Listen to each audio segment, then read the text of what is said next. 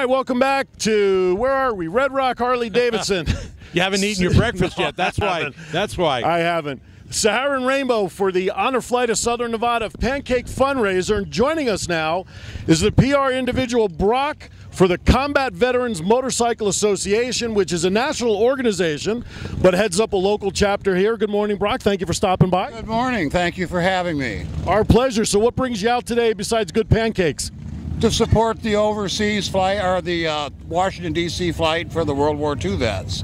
Terrific. And I know you guys were here the last time we did this, because I think we spoke to somebody, but is this a function that the kind of functions that you guys love to come out and support in the general scope? Sure it is. We support this type of activity. We support the Veterans Home out in Boulder City with a bike night. We just were able to provide them with several $125 gift certificates, resulting from a bike night at the Gold Mine Tavern in Henderson. Nice. That's excellent. So how many in your group locally? We have about 40 members. That's full members and auxiliary and support members. And how many of them ride? Probably 26, 27. All Harleys? Oh, no, we have a mixture of bikes. I knew that. I just wanted to hear. I ride a Harley, Of course you do. Yeah, support America. So how long have you been out here in Vegas? Since 1991, when I retired from the Army. Mm-hmm. Yeah, my wife and I have been out here that long. We have one son who went through high school and college here, and now works for the city of Henderson. That's great. So these are the type of functions you go on. About how many weekends or how many functions a year would you say the association's involved in? Probably about 26. We also go on runs, various motorcycle runs that support veterans and veterans causes. We're all about veterans helping veterans. Nothing like it at all. So tell us a little bit about your service. I joined the Army in 1972 and spent 20 years.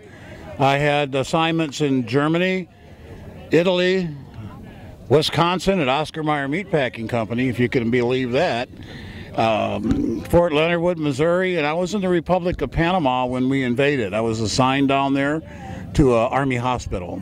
Gotcha. So you've been all over the country and all over the world, right? Certainly. San Francisco's another place we've been, Fort Huachuca, Arizona, Fort Leonard Wood, Missouri, and my wife's been with me 19 out of my 20 years of service. That you ought to give her the medal, right? Right. She's a trooper. She's one of the few military dependents that actually has combat service. Wow. She was down in Panama with my son. He was 8 at the time when we invaded, so they were on ringside seat for the whole show. So now right in front of us, we've got a group of, this is the, I thought it was going to be a barbershop quartet. I think there's a few. This is more than a quartet. Yeah, you think? This, I think's the whole choir. So have you been back to Washington to see the memorials and stuff? Yes, I have. I was able to go back there as a chaperone with my son's junior class. They won the state competition for We the People. So he and I got to, and the group there, got to tour several of the monuments and such in the area. And we did see the World War II, the Korea, the Wall, Vietnam Wall, and several other sites that we visited. Brock, what was that like for you? I know, just as a service person, it must have a much different feeling for you than it does for some of us who did not serve. Well, I don't want to get emotional.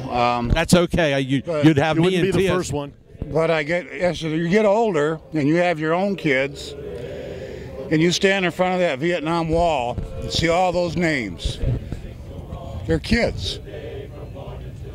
And no, that's okay. That's okay. Right. And I was not trying to do that to bring out the emotion, because I've heard this from so many. Absolutely. Just the vets, you know. I mean, I would go see it. I'd get emotional because I lived during that time. Right. But not like you, and not like some of these people that were out there and saw so much that we can't even think about. Yeah. Well, like you say, as you get older, you have a whole different perspective on the military and war and all of that. When you see these names, the majority of them are kids between 18 and 22 years old, just kids. Absolutely. And it's such a shame. Well, we are so happy to have you out here today, and thank you so much for the little time that you've given us, and we thank you for your service, and we thank you for what you're doing now, because we think it's so valuable. I love it. I appreciate that. And thank you again. Thank you, and I apologize for getting emotional. no apology no, necessary. that's fine. We understand. And totally. thank the rest. I thought it might be. And thank the rest of your association for coming.